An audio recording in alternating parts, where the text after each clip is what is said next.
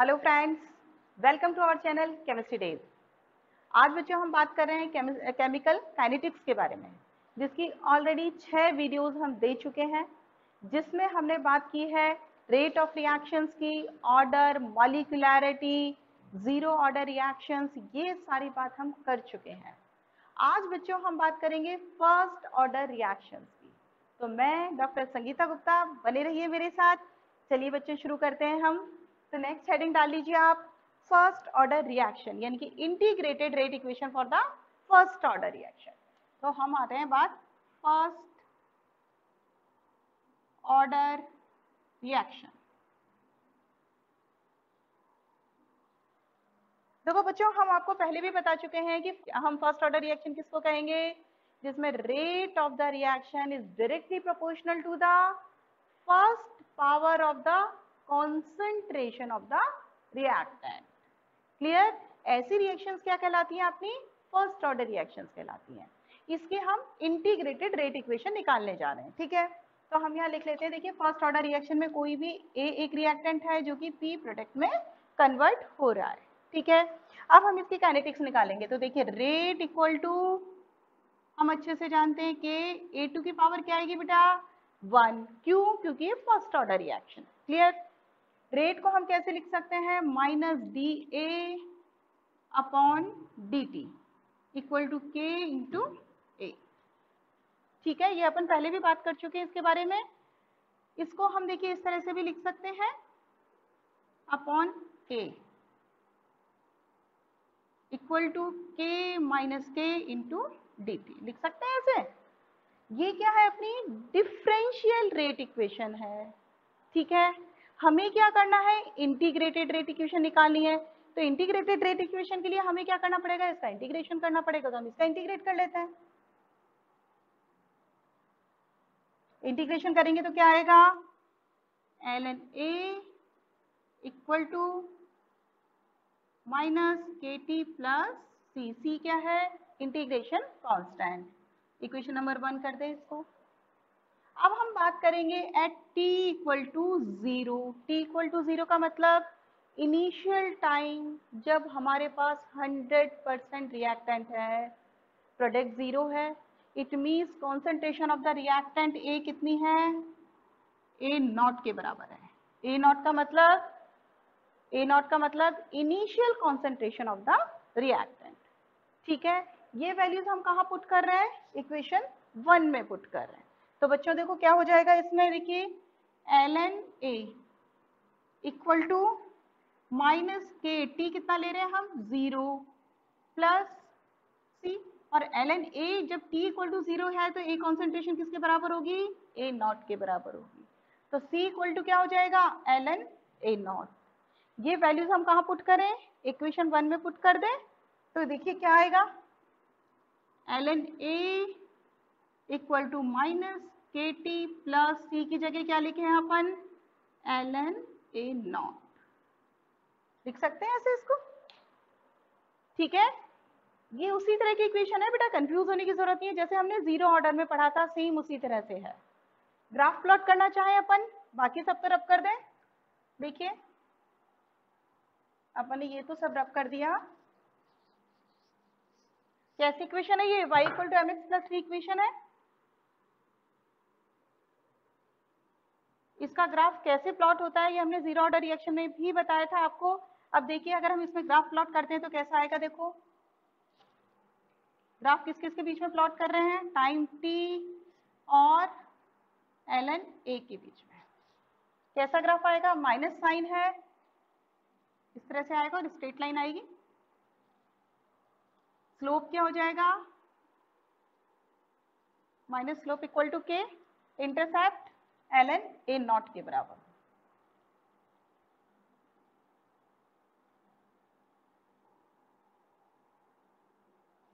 तो स्लोप से भी हम k की वैल्यू निकाल सकते हैं। एग्जैक्टली वही है जो जीरो ऑर्डर में हमने किया था। क्लियर? अब हम इसको आगे सॉल्व करने की कोशिश करें। देखो इसको तो हम मिटा दें, kt को इधर ले जाए, ln A नॉट A को हम इधर ले आए तो क्या होगा? देखो kt equal to ln A not minus ln A, या लिख सकते हैं हम इसको K equal to 1/T। ln को हम क्या करें, log 10 में कन्वर्ट कर दें तो क्या आ जाएगा 2.303 log 10 A not upon A। ये क्या है बेटा, फर्स्ट ऑर्डर की इंटीग्रेटेड रेट इक्वेशन है। यहाँ पर K क्या है, रेट कांस्टेंट।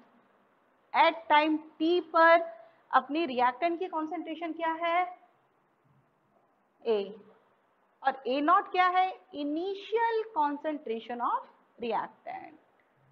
क्लियर। अब देखो इसी रिएक्शन को हम दूसरे फॉर्म में भी लिख सकते हैं। कैसे लिखते हैं देखो, वो भी अपन देखते हैं। इसको तरफ कर दें, देखो हम इसको दूसरे फॉर्म में भी लिखना चाह रहे हैं। वही बात करें हम, A रिएक्टेंट है, it convert into the P product at T equal to 0। T equal to 0 का मतलब इनिशियल टाइम। इनिशियल टाइम पर मान लीजिए रिएक्टेंट की कॉन्सेंट्रेशन है A, प्रोडक्ट की कॉन्सेंट्रेशन क्या होगी, डेफिनेटली 0। जब रिएक्शन स्टार्ट ही नहीं हुई है तो प्रोडक्ट तो बना ही नहीं अपना, ठीक है, तो इसकी कॉन्सेंट्रेशन 0। एट टाइम T पर रिएक्शन हमारी प्रोसीड होती जा रही है। एट टाइम T पर हमने ये माना कि प्रोडक्ट हमारा बन गया है x मोल, तो ये आपका रिएक्टेंट कितना बच गया हमारे पास, A माइनस एक्स। क्लियर। अब इस रिएक्शन को हम इस फॉर्म में लिखना चाहें तो कैसे लिखेंगे बच्चों, देखो हम वही बात कर रहे हैं, K equal to 1/T 2.303 log A not का मतलब इनिशियल कॉन्सेंट्रेशन ऑफ रिएक्टेंट कितनी है, A, अपॉन A का मतलब concentration of the reactant eight time T। हमारे पास टाइम T पर कितनी कॉन्सेंट्रेशन रह गई है, ये A माइनस एक्स, तो हम क्या लिखें यहाँ पर A माइनस एक्स। इस फॉर्म में भी हम इसको लिख सकते हैं। क्लियर ये बात, यानी कि ये किसकी है, अपनी integrated rate equation for the first order reaction. Clear. अब एक बात और देखिए, हम फर्स्ट ऑर्डर रिएक्शन की ही हम बात करते हैं गैसियस स्टेट में, यानी कि जब हमारे पास रिएक्टेंट और प्रोडक्ट दोनों ही किस फॉर्म में है, गैसियस फॉर्म में है। क्या डिफरेंस आ जाएगा बच्चों, डिफरेंस सिर्फ इतना आ जाएगा, यहाँ तो हमने कॉन्सेंट्रेशंस लिए हैं। जब हम गैसियस स्टेट की बात करते हैं तो हम गैसियस स्टेट में क्या लेते हैं, हम कॉन्सेंट्रेशन की जगह हम ले लेते हैं प्रेशर। ठीक है, सिर्फ इतना सा डिफरेंस आएगा। तो हम यहाँ पे जो है वो कॉन्सेंट्रेशन की जगह प्रेशर की फॉर्म में हम अपना काइनेटिक्स देंगे, अपन इंटीग्रेटेड रेट इक्वेशन देंगे, बस इतना सा डिफरेंस है। देखिए हम इसको ये भी करते हैं, गैसेस फॉर्म में भी करते हैं, तो इसको रब कर दें सारा। तो हम फर्स्ट ऑर्डर काइनेटिक्स पढ़ रहे हैं गैसियस फॉर्म में, ठीक है। तो अपन रिएक्शन तो वही लिख लेते हैं, देखो A कोई रिएक्टेंट है जो कि B प्लस C प्रोडक्ट में कन्वर्ट हो रहा है, सारे जो है वो गैसियस फॉर्म में है, ठीक है। अब हम बात कर रहे हैं एट T इक्वल टू 0 पर। T इक्वल टू 0 का मतलब इनिशियल टाइम। इनिशियल टाइम पर रिएक्टेंट का जो प्रेशर है वो मान लीजिए हमने P1 atmosphere,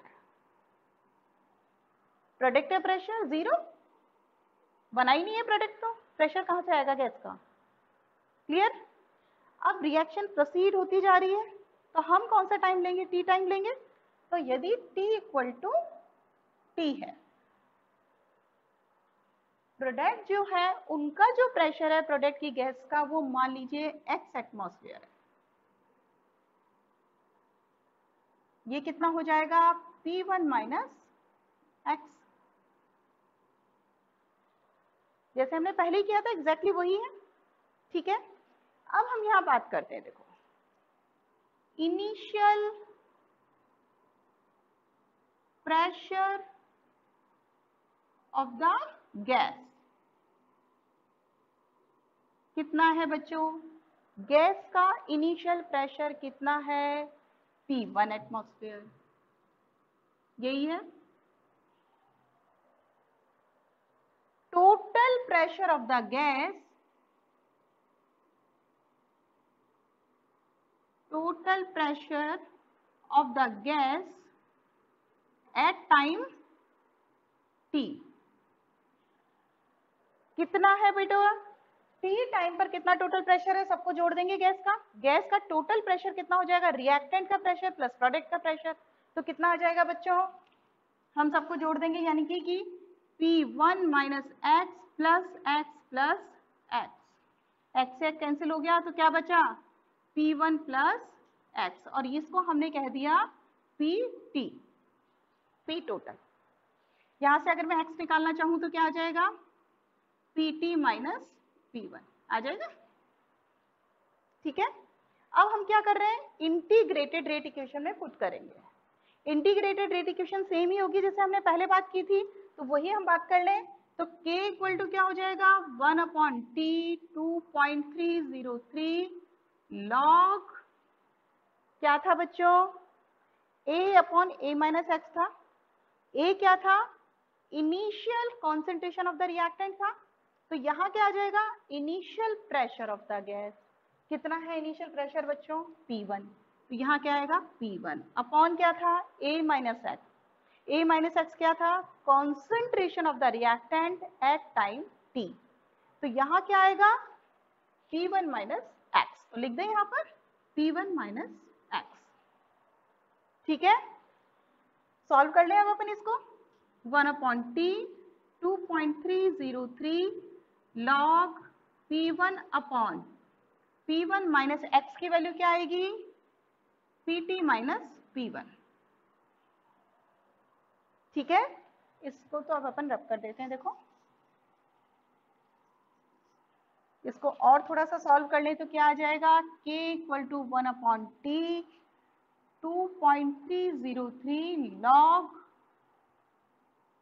P1 upon minus minus plus हो जाएगा तो बाहर आ जाएगा 2P1 माइनस PT. ठीक है. तो ये क्या हुआ अपना? Integrated rate equation for the first order reaction in the gaseous phase. P1 क्या है यहाँ पर? Initial pressure of the gas है, और PT क्या है? Total pressure of the gas at time T पर है. क्लियर बच्चों? आइए समझ में. तो इंटीग्रेटेड रेट इक्वेशन हमने दोनों निकाली, कॉन्सेंट्रेशन की फॉर्म में भी और प्रेशर की फॉर्म में. ठीक है. अब एक बात और आ जाती है यहाँ पर, हाफ लाइफ टाइम. तो नेक्स्ट आप हेडिंग डाल लीजिए हाफ लाइफ टाइम. इसको तो हम रब कर देते हैं पूरा.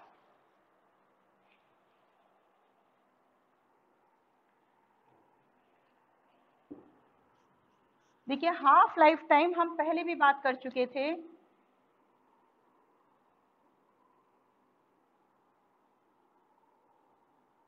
हाफ लाइफ टाइम के लिए हम जीरो ऑर्डर रिएक्शन में भी बात कर चुके थे अपनी.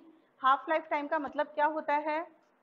वह टाइम जिस पर कि आपकी रिएक्टेंट की कॉन्सेंट्रेशन इनिशियल कॉन्सेंट्रेशन की आधी रह जाती है, उस टाइम को अपन क्या कहते हैं? Half life time.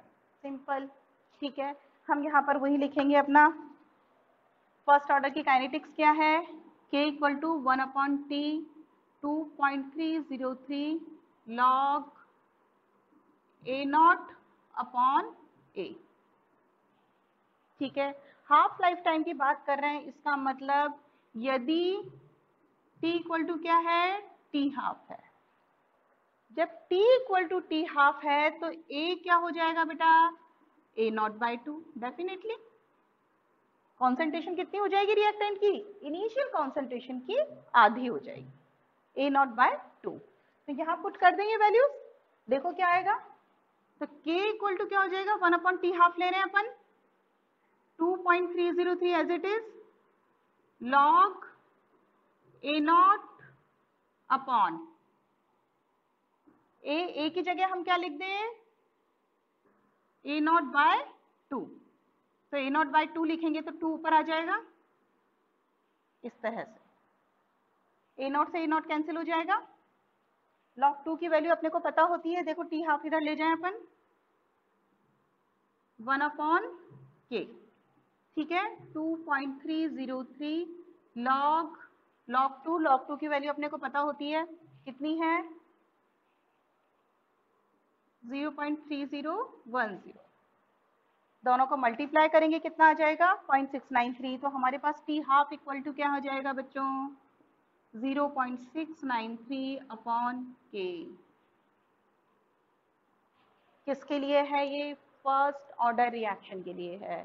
यानी कि यहाँ हमें देख रहे हैं अच्छे से कि फर्स्ट ऑर्डर रिएक्शन में क्या हो रहा है, half life time is does not depend upon the concentration of the reactant. Constant है ये, रिएक्टेंट की कॉन्सेंट्रेशन कितनी भी हो, कम करें या ज्यादा करें, हाफ लाइफ टाइम पे फर्क नहीं पड़ेगा, ये हमेशा कांस्टेंट रहता है। जबकि जीरो ऑर्डर में क्या देखा था हमने, is directly proportional to the concentration of the reactant. Clear ये बात, ठीक है। अगर हमें के की वैल्यू दी हुई है तो हम हाफ लाइफ टाइम निकाल सकते हैं। 0.693 तो अपना कांस्टेंट वैल्यू आ गई। ठीक है बच्चों, आज के लिए बच्चों इतना ही। आज हमने क्या बात की, फर्स्ट ऑर्डर की बात कर ली, इंटीग्रेटेड रेट इक्वेशन निकाल लिया हमने, गैसेस फेज में भी निकाल ली और कॉन्सेंट्रेशन फॉर्म में भी निकाल ली, और आज हमने हाफ लाइफ टाइम की भी बात कर ली। तो आई थिंक ये आपको अच्छे से समझ में आ गया होगा। अगर ये समझ में आता है तो आप इसको लाइक कीजिए, शेयर कीजिए फ्रेंड्स के साथ एंड सब्सक्राइब कीजिए। Thank you.